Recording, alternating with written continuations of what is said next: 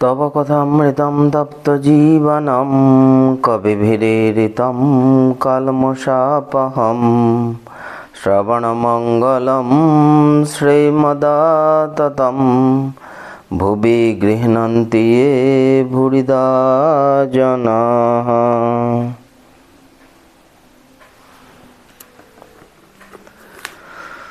তোমার কথামৃত তাপদগ্ধ জনগণের জীবনস্বরূপ মুনিগণ কর্তৃক কীর্তিত পাপসমূহের বিনাশক, শ্রবণ মাত্রই মঙ্গলপ্রদ ও সকল সম্পদের আকর। আগের দিন আমরা পড়েছি, ঠাকুর বলছেন হাজার লেখাপড়া শেখো, ঈশ্বরে ভক্তি না থাকলে, তাকে লাভ করার ইচ্ছা না থাকলে সব মিছে। শুধু পণ্ডিত বিবেক বৈরাগ্য নাই, তাঁর কামিনী কাঞ্চনে নজর থাকে। শকুনি খুব উঁচুতে উঠে, কিন্তু নজর ভাগাড়ের দিকে। 362 পৃষ্ঠায় আমরা পড়ছি। শ্রী বলছেন, আচ্ছা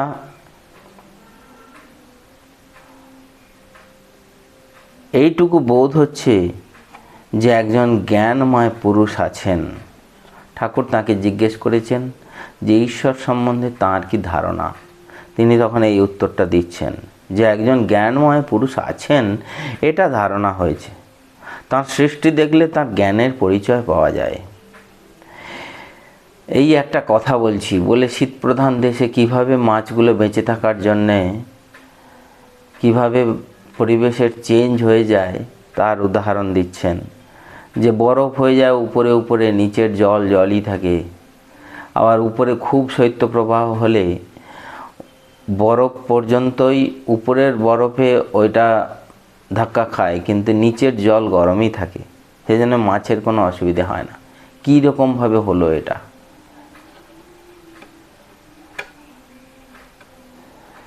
যে এমনিতে সাধারণত দেখা যায় যে ঠান্ডা পড়লে জলের আয়তন সংকোচ হয়, কিন্তু বরফ যখনই হয়ে গেল তখনই আবার আয়তন বাড়তে শুরু হয়ে গেল। এই যে পরিবর্তন, এইটা উনি বলছেন ভগবান ছাড়া বা একজন জ্ঞানময় পুরুষ ছাড়া কিছুতেই হতে পারে না। ঠাকুর বলছেন তিনি আছেন, জগৎ দেখলে বোঝা যায়, কিন্তু তার বিষয়ে শোনা এক, দেখা এক, আর আলাপ করা এক। কেউ দুধের কথা শুনেছে, কেউ দুধ দেখেছে, কেউ দুধ খেয়েছে। দেখলে তবে তো আনন্দ হবে, খেলে তবে তো বল হবে, লোক হৃষ্টপুষ্ট হবে, ভগবানকে দর্শন করলে তবে তো শান্তি হবে, আলাপ করলে তবেই আনন্দ লাভ হবে, শক্তি বাড়বে। তখন শেষ বলছে যে তাকে ডাকার অবসর পাওয়া যায় না। তখন ঠাকুর বলছেন সময় না হলে কিছু হয় না। একটি ছেলে শুতে গিয়েছিল, তার উদাহরণ দিচ্ছেন। এবার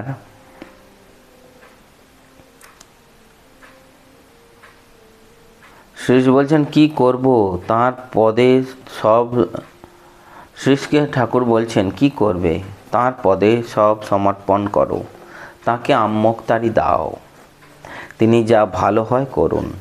বড় লোকের উপর যদি ভার দেওয়া যায়, সে লোক কখনো মন্দ করবে না। সাধনার প্রয়োজন আছে, ঠাকুর বলছেন। একরকম সাধকের বানর ছায়ের স্বভাব, যে বানরের বাচ্চা তার মাকে নিজে জাপটে ধরে থাকে। আর কারো কারো বিড়াল ছানার স্বভাব, যে কিছুই জানে না, শুধু পড়ে পড়ে মিউ মিউ করে, আর মা তাকে মুখে করে এখানে ওখানে নিয়ে যেয়ে রাখে, সে কিচ্ছু জানে না। সেই রকম যে যার বানর ছাড় স্বভাব, সে এত জপ করব, এত ধ্যান করব, এই সব মাথায় রাখে। আর যার বিড়াল ছাড় স্বভাব, সে শুধু বসে বসে কাঁদে, মায়ের কাছে প্রার্থনা করে, মা যা করে। বলছেন বিড়াল ছাকে মা কখনো বিছানায় রাখছেন, কখনো ছাদের উপর কাঠের আড়ালে রেখে দিচ্ছেন, সে কিছুই জানে না। সেই রকম ওই ধরনের সাধক এত জপ করব, এত ধ্যান করব, এইসব কিছু জানে না, শুধু ব্যাকুল হয়ে কাঁদে। আজ 263 পৃষ্ঠায় 7ম পরিচ্ছেদ আমরা পড়ব। বেলা হইয়াছে, গৃহস্বামী অন্ন ব্যঞ্জন করাইয়া ঠাকুরকে খাওয়াইবেন, তাই বড় ব্যস্ত। তিনি ভিতর বাড়িতে গিয়াছেন, খাবার উদ্যোগ ও তত্ত্বাবধান করিতেছেন।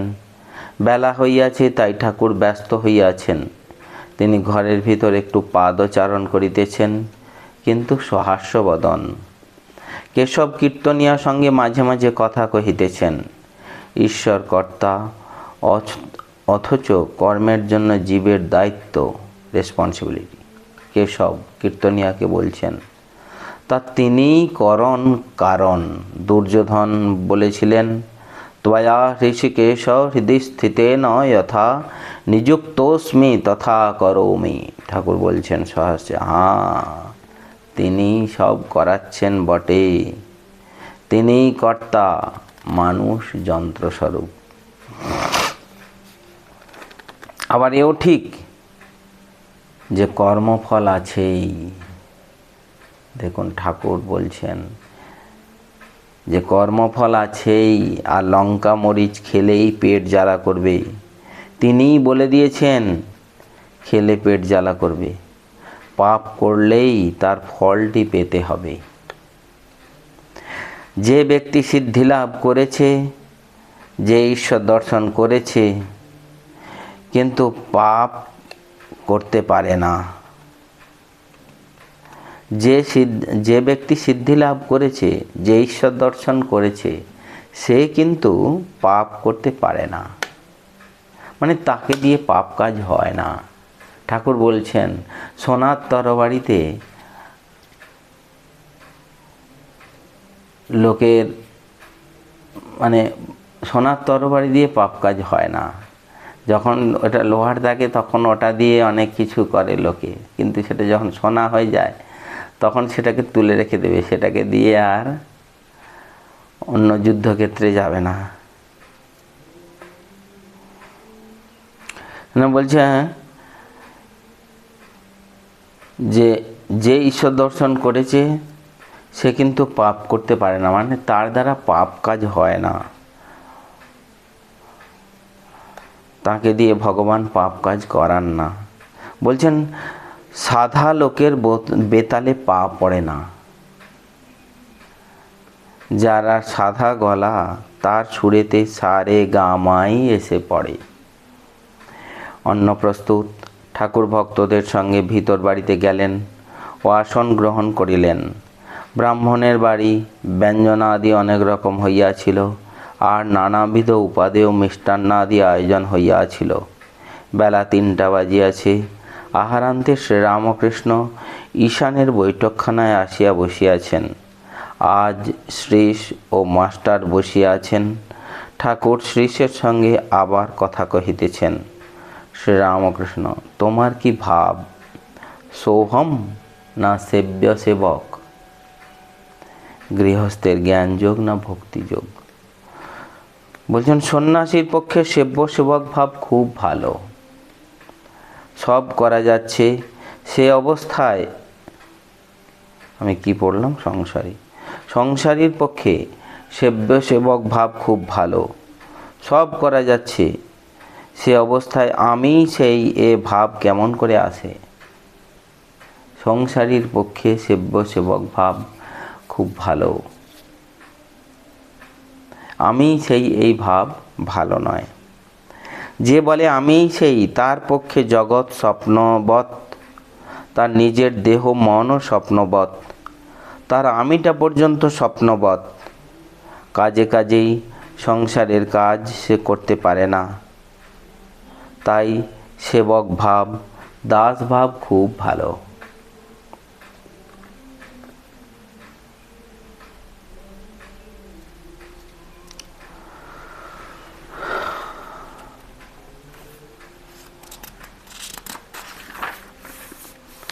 হনুমানের দাসভাব ছিল। রামকে হনুমান বলেছিলেন, রাম, কখনো ভাবি তুমি পূর্ণ, আমি অংশ, তুমি প্রভু, আমি দাস। আর যখন তত্ত্বজ্ঞান হয় তখন দেখি তুমিই আমি, আমিই তুমি। তত্ত্বজ্ঞানের সময় সোহম হতে পারে, কিন্তু সে দূরের কথা। মানে অনেক এগিয়ে পড়লে তখন সোহম হতে পারে। যতক্ষণ দেহবোধ আছে ততক্ষণ সোহম ঠাকুর বারণ করছেন।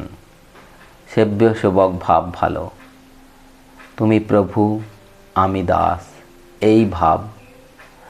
আর ঠাকুর অন্য জায়গায় বলেছেন মা তার সন্তান, অর্থাৎ মাতৃভাব, সেটাও খুব পবিত্র ভাব। শ্রীশ বলছেন আজ্ঞা হ্যাঁ, দাসভাবে মানুষ নিশ্চিন্ত, প্রভুর উপর সকলেই নির্ভর। কুকুর ভারী প্রভু ভক্ত, তাই প্রভুর উপর নির্ভর করে নিশ্চিন্ত। যিনি সাকার তিনিই নিরাকার, নাম মাহাত্ম্য। শ্রীরামকৃষ্ণ আচ্ছা, তোমার সাকার না নিরাকার ভালো লাগে? কি জানো, যিনি নিরাকার তিনিই সাকার। ভক্তের চক্ষে তিনি সাকার রূপে দর্শন দেন। যেমন অনন্ত জলরাশি, মহাসমুদ্র, কুল কিনারা নাই, সেই জলের কোনো কোনো স্থানে বরফ হয়েছে, বেশি ঠান্ডাতে বরফ হয়। ঠিক সেইরূপ ভক্তিহীনে সাকার রূপ দর্শন হয়। আবার যেমন সূর্য উঠলে বরফ গলে যায়,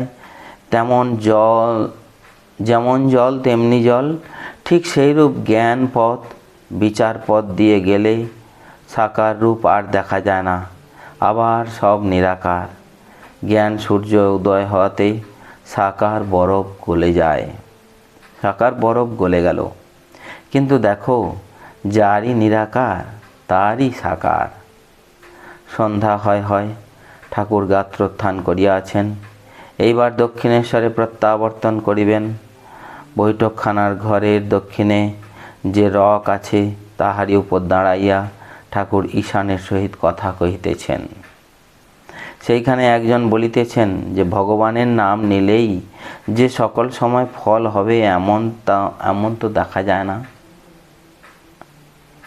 ঈশান বলিলেন, সে কি, অশ্বত্থের বীজ অত ক্ষুদ্র বটে, কিন্তু উহারই ভিতর বড় বড় গাছ আছে, দেরিতে সে গাছ দেখা যায়।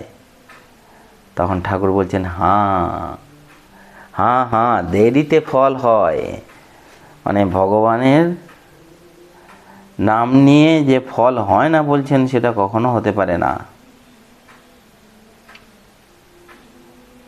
যে ভগবানের নাম নিলে তার ফল হবেই, দেরিতে হলেও ফল হবে। ঈশান নির্লিপ্ত সংসারী পরমহংস অবস্থা।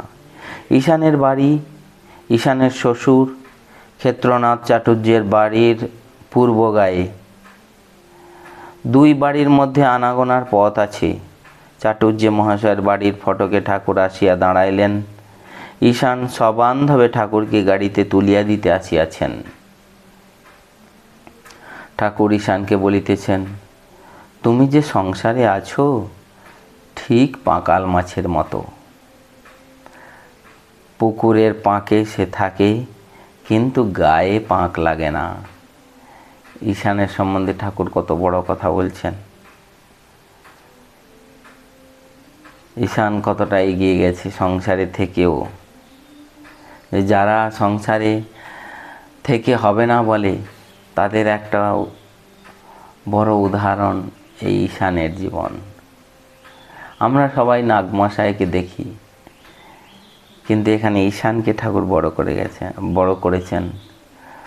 নাগমশাই তো বড় অবশ্যই, তাকে তো সবাই চেনেন তাকে। বলছেন এই মায়ার সংসারে বিদ্যা অবিদ্যা দুইই আছে। পরমহংস কাকে বলি? যিনি হাঁসের মতো দুধে জলে একসঙ্গে থাকলে জলটি ছেড়ে দুধটি নিতে পারেন, পিঁপড়ের ন্যায় বালিতে চিনিতে একসঙ্গে থাকলেও বালি ছেড়ে চিনিটুকু গ্রহণ করতে পারেন।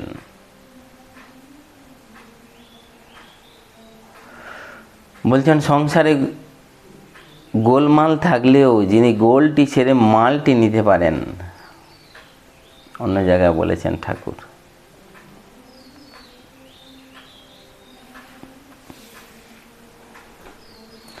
আজ এই পর্যন্ত। ॐ निरञ्जनं नित्यमनन्तरूपं भक्तानुकम्पाधृतविग्रहं वै ईशावतारं परमेशमिड्यं तं रामकृष्णं शिरसा नमामः। ॐ शान्ति शान्ति शान्तिः। हरिः ॐ तत्सत्। श्रीरामकृष्णार्पणमस्तु।